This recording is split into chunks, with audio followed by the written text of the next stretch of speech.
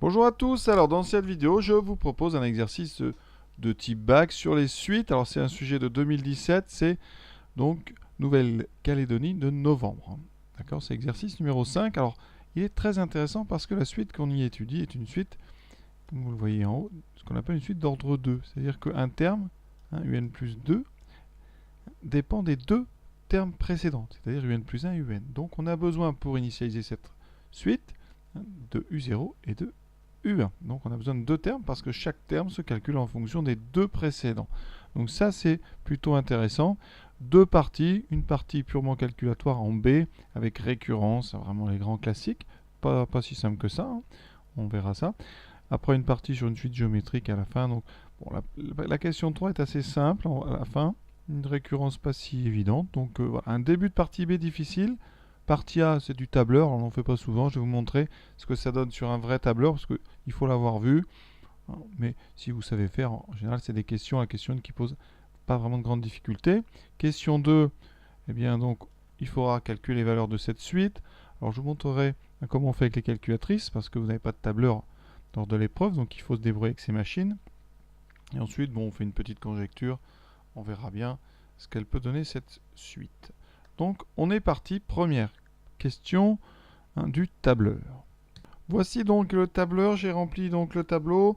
Voilà, comment? Alors la question c'est quoi? On va quand même la lire vraiment. Quelle est la formule qui saisit dans la cellule B4? Alors il faut tout de suite aller chercher B4.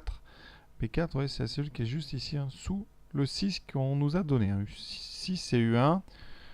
D'accord, le 3 c'est U0, voilà. Et il faudrait mettre une formule ici, et quand on la recopie, vous voyez, recopier, c'est-à-dire que on va faire comme ça, on clique gauche sur le petit truc, et en descendant, la formule va se recopier, et adapter évidemment les valeurs. Donc comment on fait? Alors, on regarde la suite, ça c'est le plus important, c'est la suite. Donc cette suite, elle prend donc moins un quart d'un terme, 5 quarts du terme d'après, et elle vous calcule UN plus 2. Donc pour calculer, alors je vais l'écrire une fois que vous comprenez bien, ce qu'on met dans la case B3, ça doit calculer donc la valeur de U3. Alors U3, ça veut dire qu'avec ma relation de récurrence, je vais poser n égale 1, ça me fait donc 5 sur 4 fois U2, donc 5 quarts du précédent, moins 1 quart de celui qui est encore avant. D'accord, j'ai utilisé la relation de récurrence qui est donnée pour n égale 1. Oui, j'ai remplacé n par 1. Donc il faut 5 quarts de la case qui est juste au-dessus. Vous savez que si vous voulez calculer une case ici, il faudra prendre 5 quarts de celle-là et prendre moins un quart de celle qui est un petit peu au-dessus. Donc, en termes de formule, première chose à savoir, quand on met une formule dans un tableur, il y a un égal. Donc ici, on va mettre égal. Une fois que vous avez ce égal, on va indiquer les numéros de cases qui m'intéressent. Alors ici, je veux faire 5 quarts fois, donc je vais écrire 5 quarts. Alors 5 quarts, on écrit parenthèse comme ça, voilà, pas de problème de division.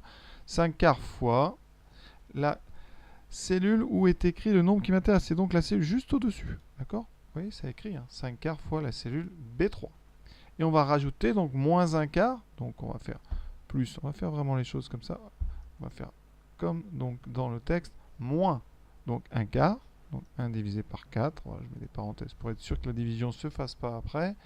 Et on multiplie par la cellule qui m'intéresse. Donc là, on a dit que c'est moins un quart de la case qui est 2 cases au-dessus.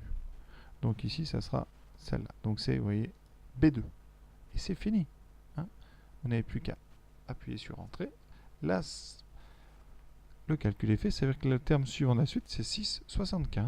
Et après, donc ce qu'on appelle recopier le bas, c'est qu'on va ici, en bas à droite, on clique gauche et on descend jusqu'où on veut recopier cette formule. Voilà. Et donc si j'arrête, eh bien, ma calculatrice a calculé chacun des termes directement. Ça, c'est vraiment puissant, très rapide. Donc, qu'est-ce qu'on doit écrire sur sa copie? Eh bien, la formule. Alors, en fait, moi, en général, je fais une sorte de dessin de case. Voilà. Ça, c'est donc ma cellule. Hein, donc, B3. J'ai mis quoi? Donc, égal, très important pour rentrer une formule. Donc, 5 quarts. Alors, si on veut vraiment faire comme un ordinateur, on met 5 quarts. D'accord? Je vous montrerai comment on peut éviter finalement les parenthèses. Multiplié par la case B, donc celle qui est au-dessus. Hein, donc rappelez-vous, on rentre ça en B4. Pardon, j'ai mis B3, mais c'est B4. Hein, en B4. On rentre donc 5 quarts de fois B3 moins 1 quart, donc parenthèse, 1 divisé par 4 fois la case qui est 2 cases au-dessus, donc la cellule B2. Voilà comment on peut faire. Alors on peut éviter les parenthèses, je vais vous montrer comment. On peut faire la division juste après, c'est-à-dire que dans la case, vous allez mettre 5 fois B3 divisé par 4, d'accord? Comme ça, la division, on aura bien lu sur le produit. Ensuite, moins, donc une fois B2, donc là on n'a même pas besoin de mettre une fois, on fera moins B2 divisé par 4. Et voilà ce qu'on aurait pu répondre, qui comporte moins de symboles. Alors je vais vous le montrer, comme ça, vous ne pouvez pas dire que... Donc dans la case ici, je mets donc, j'efface tout, 5 fois la case donc B3, moins, j'ai oublié le diviser par 4, divisé par 4, moins la case B2, divisé par 4. Voilà. Vous voyez bien que ça n'a pas changé ça, j'étire, je recopie vers le bas, et rien n'a changé, donc ça marche très bien. Oui, d'accord. Alors, je vous rappelle que le principe d'un tableur, c'est quand on rentre une formule ici, 5B3 et B2, en descendant, l'ordinateur a automatiquement décalé toutes les lignes d'une case. C'est-à-dire que là, en descendant, je vais me retrouver avec B4 et B3. Regardez bien. Là, j'ai maintenant 5B4 et B3 après. Ensuite, j'aurai 5B5, 5B6. C'est justement ce qui se passe quand on recopie vers le bas. Donc voilà, pour ceux qui n'avaient jamais vu, pour les autres, je crois que vous savez déjà tout ça. Alors maintenant, deuxième chose, il faut faire le calcul. Mais au bac, vous n'avez pas le tableur, donc c'est la machine. Alors, on va démarrer avec une Casio. Alors, c'est pas exactement votre modèle. Hein. Le vrai modèle, je n'arrive plus à le faire fonctionner, donc on va faire avec ça. Ici, on va aller dans le mode... Alors, il y a plein de façons de faire. Hein. Sincèrement, on peut faire... Le mode le plus rapide, ce sera le mode récurrence. Ici, hein, on va avoir besoin... Donc là, quand vous faites ça, vous n'avez que AN plus 1. Vous n'avez pas AN plus 2. Donc, il faut aller dans un type un peu plus fort. Vous voyez, chez les suites, hein, je reviens. Vous avez un type ici. Voilà. Type de suite, il faut des suites avec d'ordre 2. Donc, il va falloir aller chercher AN plus 2. Donc, vous tapez ça. Vous voyez, là, il écrit AN plus 2. On va écrire la formule. 5 quarts. Donc, alors, 5 donc, divisé par 4. Voilà. Multiplié par le terme d'avant. Donc, AN plus 1 qui représente UN plus 1. Moins 1 divisé par 4 fois le terme AN. Ensuite, on sort de là. On indique les deux premiers termes. Alors, on va les calculer jusqu'à 7. Hein. Enfin, jusqu'à combien on va calculer ça dans le sujet. Donc, U jusqu'à U7, oui. Jusqu'à n égale 5, donc jusqu'à U5. On ne va pas perdre. Voilà. Alors, dans les modèles actuels, après, vous n'aurez pas à mettre la fin. Moi, je vais mettre 10 si on en a besoin. Donc, A0, c'est 3. A1, c'est 6. Voilà. Vous avez fini. C'est déjà terminé parce qu'il suffit de mettre table et tout apparaît, vous voyez ici. Donc 3, 6 et tous les autres. Donc on va recopier tout ça dans le tableau et on vous demande d'arrondir ici à 10-3. Donc on gardera 3 chiffres après virgule. Regardez-les bien ici. On a donc U2 qui vaut 6,75. On descend. U3, 6, alors on doit arrondir à 3 chiffres. Donc ça fera 93. Alors comme ça finit par 75, vous pouvez faire soit 938 ou 937, il n'y a pas de règle. La plupart des gens font un arrondi par défaut. Ensuite, donc 6,980. Alors ça finit par 43, donc ça fera 984. Il reste un seul. Donc 996, là il n'y a pas trop de soucis. Voilà, donc ce qu'on fait avec le menu récurrence d'une Casio. Avec donc les TI-83 Premium, on va d'abord mettre le menu suite. Donc dans mode, vous descendez, suite, c'est déjà mis, très bien. Ensuite, on va dans donc F de X. Alors là, il faut effacer tout ce qu'il y a, comme ça vous évite de mélanger. Il nous faut une suite d'ordre 2. Donc vous allez, vous voyez, en haut, il va falloir donc changer le paramétrage ici, suite N plus 2. Et vous allez avoir, donc après, donc on valide. Voilà. Vous descendez, et ici, vous avez UN plus 2 qui s'est écrit. Donc, il va falloir rentrer votre formule. Donc, 5 quarts. Alors là, voilà, 5 divisé par 4. Fois donc UN plus 1. Alors, le U, vous le trouvez, vous savez, sous le 7 en bleu. On ouvre la parenthèse. La variable est ici, plus 1. petit peu plus long à taper, mais bon, on ne fait pas ça tous les jours non plus, donc c'est pas très grave. Voilà. Et on écrit moins un quart, donc fois U, cette fois-ci, on met N. Et j'ai oublié d'ouvrir la parenthèse, juste. Voilà, donc parenthèse, N, voilà. Et on a fini, il y a juste maintenant à indiquer U0 qui vaut 3, U1 qui vaut 6, on valide. On va regarder tout de suite le tableau de valeurs. Voilà. Et vous voyez, 3, 6, 6, 75. Alors comme c'est pas rendu en direct, il faut les regarder. Donc ça, 93, 75, 98, 44, etc. Vous voyez, c'est très très simple. Alors après, on peut évidemment le faire sans les menus. Bon, c'est embêtant parce qu'il faut taper 5 quarts et 1 quart. Alors 5 quarts c'est 1,25, 1 quart c'est 0,25. Vous avez peut-être intérêt à écrire ça comme ça. Comment on peut faire? On fait donc 1,25 fois... Alors, faut pas se tromper, hein, c'est fois 6, donc fois U1, moins 0,25 fois U0, 3, et on a le premier, voilà, et vous faites comme ça, hein. Évidemment, c'est pas ce qui est le plus sympa, hein. Après, donc c'est 1,25 fois 6,75, moins 0,25 fois donc l'avant-dernier qui était 6. Et vous trouvez 6, 93, 75, etc. jusqu'au dernier, un petit peu plus long, mais ça passe aussi, hein. Et ensuite, dernière question de cette partie-là, que peut-on conjecturer à propos de la convergence de la suite? Ben on regarde, hein, vous voyez, hein, là, ça vaut pas beaucoup, comme ça vaut pas beaucoup de points, ce genre de questions. On regarde, hein, on peut conjecturer. Regardez, hein, conjecturer que, et voilà, vous voyez, hein, les termes se rapprochent de 7, hein, donc on peut conjecturer que la limite de un quand n tend vers plus l'infini, eh bien ça fait 7. On vous parle de convergence, donc on vous parle de limite, d'accord? On peut aussi faire une conjecture sur le sens de variation. Cette fonction, cette suite un, elle a l'air croissante, hein, d'accord? Voilà. Mais là, comme on parle d'une conjecture de convergence, il faut donc faire une hypothèse sur la limite. Voilà sur cette partie A. Maintenant, on va attaquer la partie B beaucoup plus, on va dire, calculatoire. On rentre vraiment dans les détails maintenant.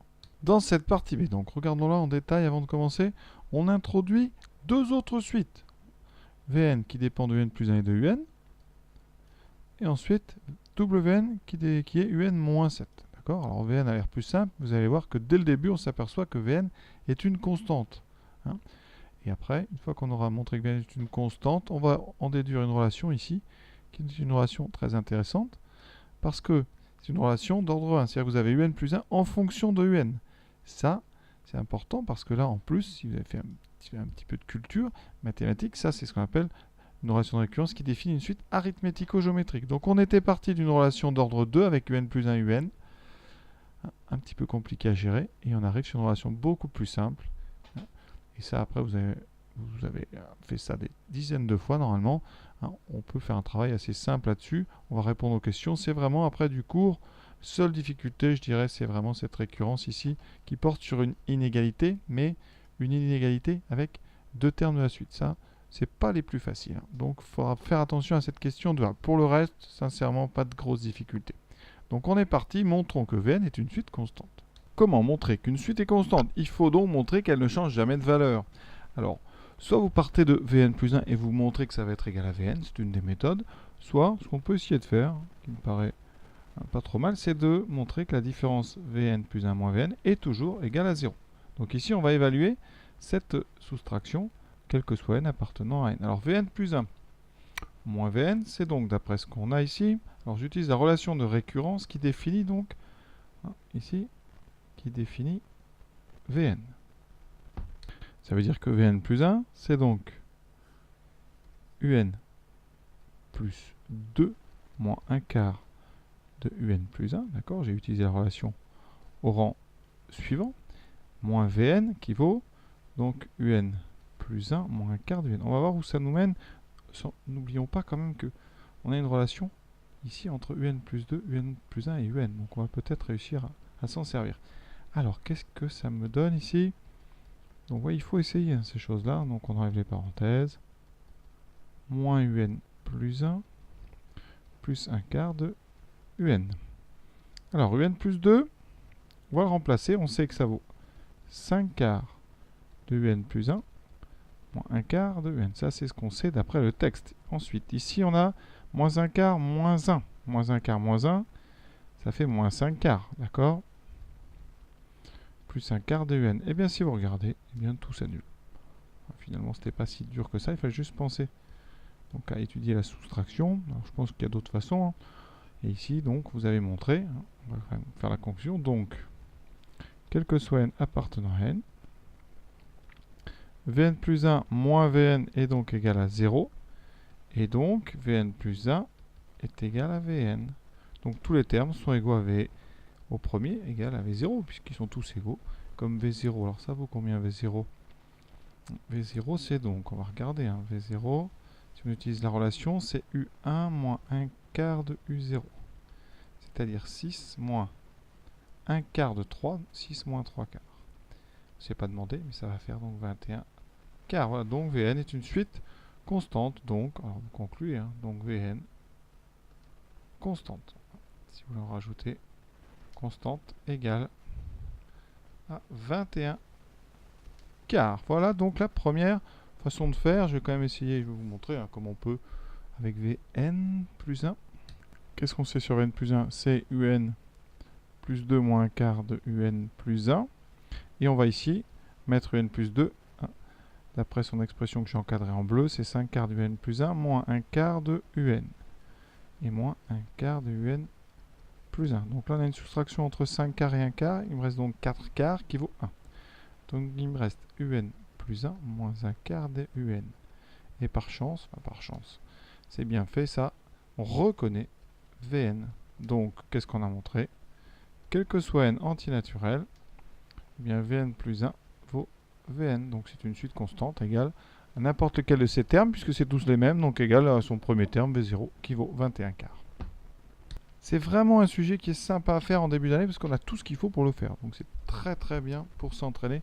On déduire maintenant la relation ici entre Vn plus 1 et Un. Alors, qu'est-ce que ça va nous apporter? Donc, on a montré, ça c'est important parce qu'il y a marqué en déduire, hein, d'accord? L'indice, en fait, ici, le gros indice, c'est le verbe en déduire. Donc, ça vient de ce qu'on vient de faire. Donc, on va essayer de l'utiliser. On a quoi? On a montré, avec un accent, ça sera mieux. On a montré que, donc pour tout n appartenant à n, hein, Vn est constante.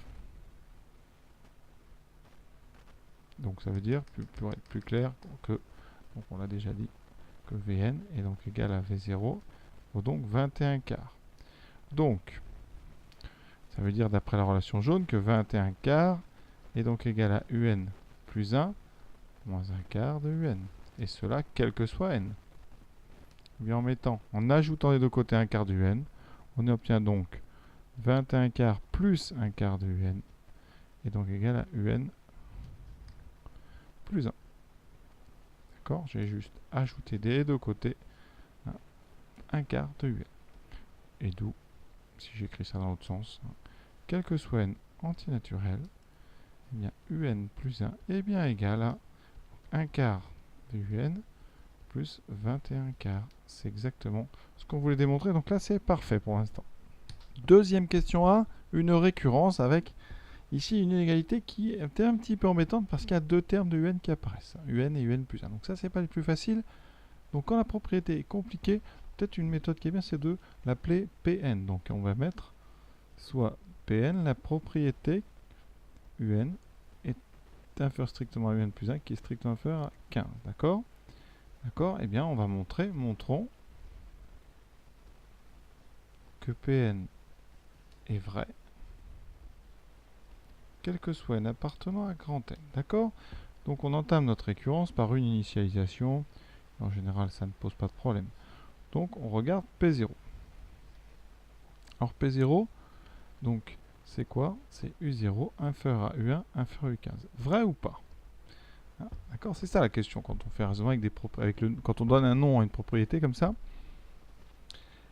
Bien, il faut montrer que c'est vrai. Alors qu'est-ce qu'on sait? U0 est égal à 3, U1 est égal à 6. On a bien 3 strictement plus petit que 6, qui est strictement plus petit que 15. Donc, eh bien, P0 est vrai. Jusque-là, ça roule très bien.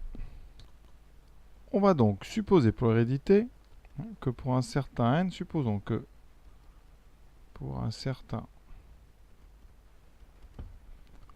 on va l'appeler n, supposons que Pn est vrai. Dans ce cas-là, on a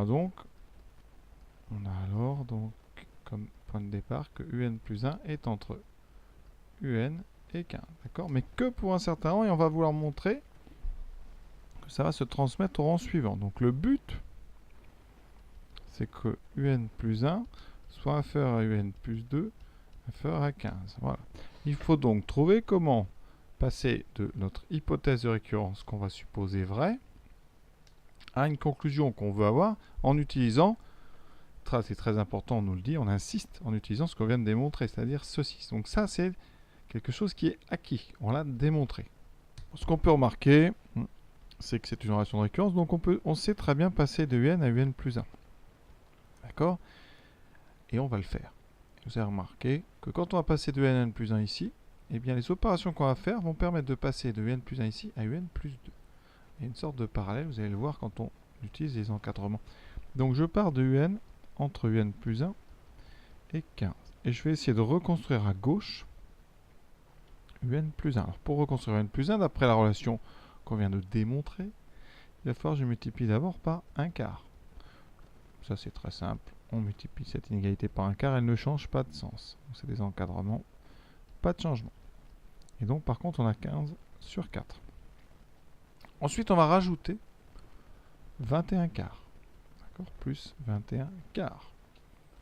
On a donc 1 quart de un plus 21 quarts. Entre les deux, 1 quart de un plus 1 plus 21 quarts. Et à droite, 15 quarts plus 21 quarts.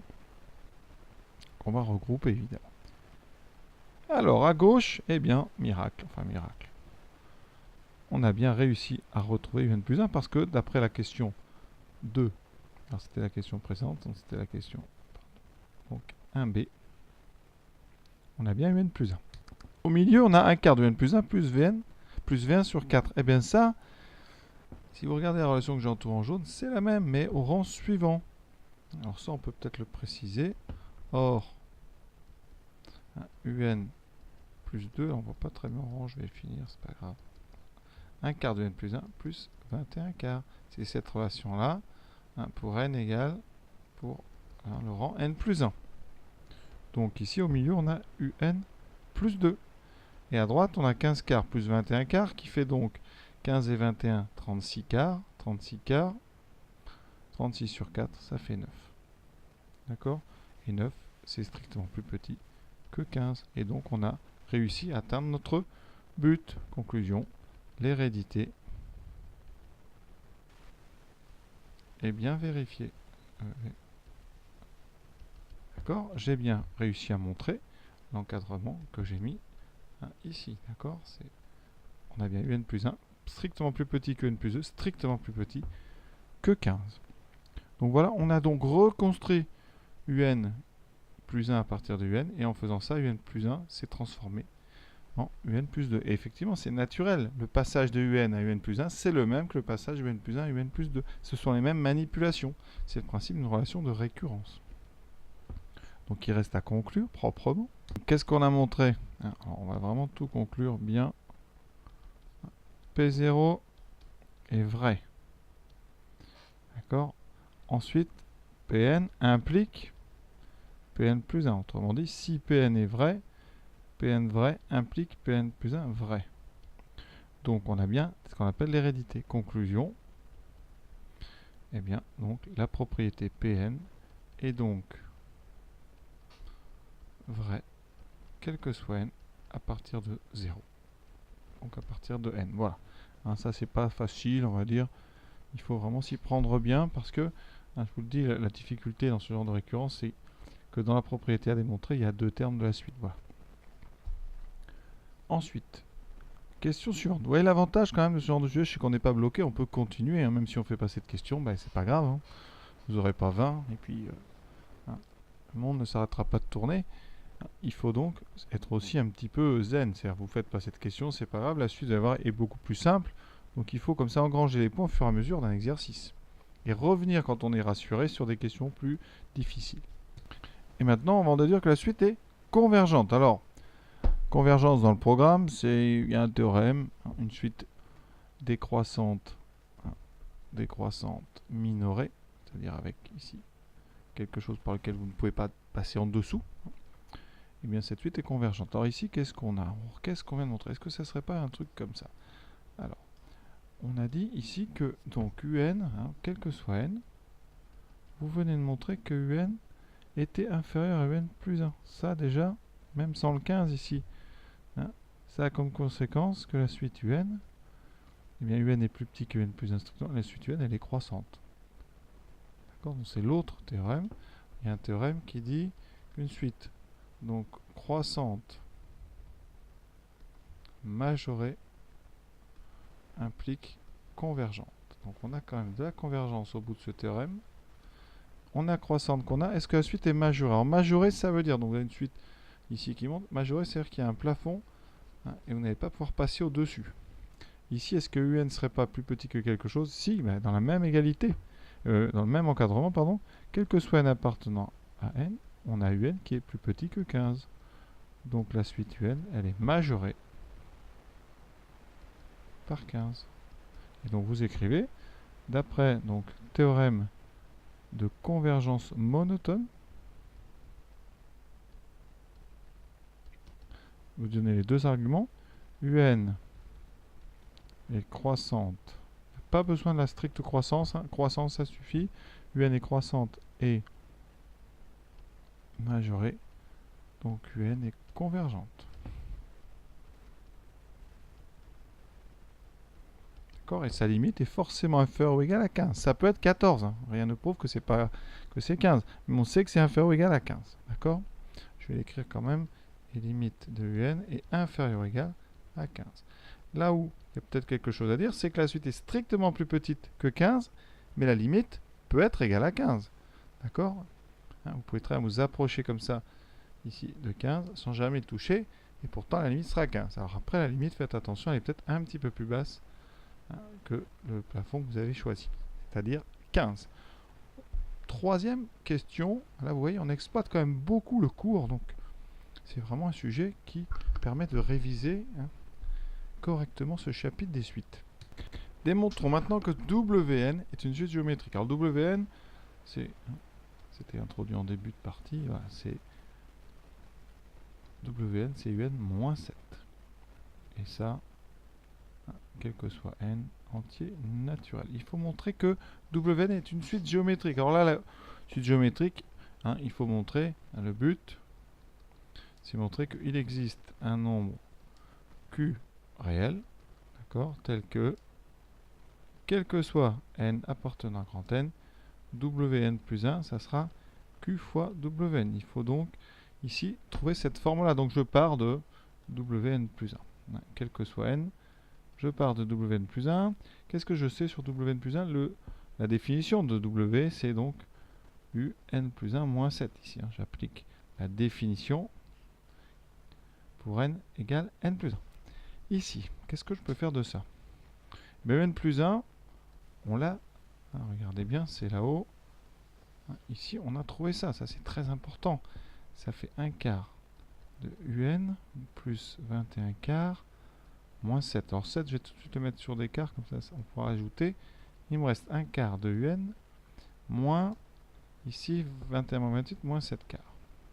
Et je veux maintenant donc revenir à WN. Alors là, il y a plusieurs façons. Vous pouvez factoriser si vous voulez par un quart. Sinon, vous transformez ça et vous dites que WN plus 7 est égal à UN. Donc ici, je remplace UN par WN plus 7.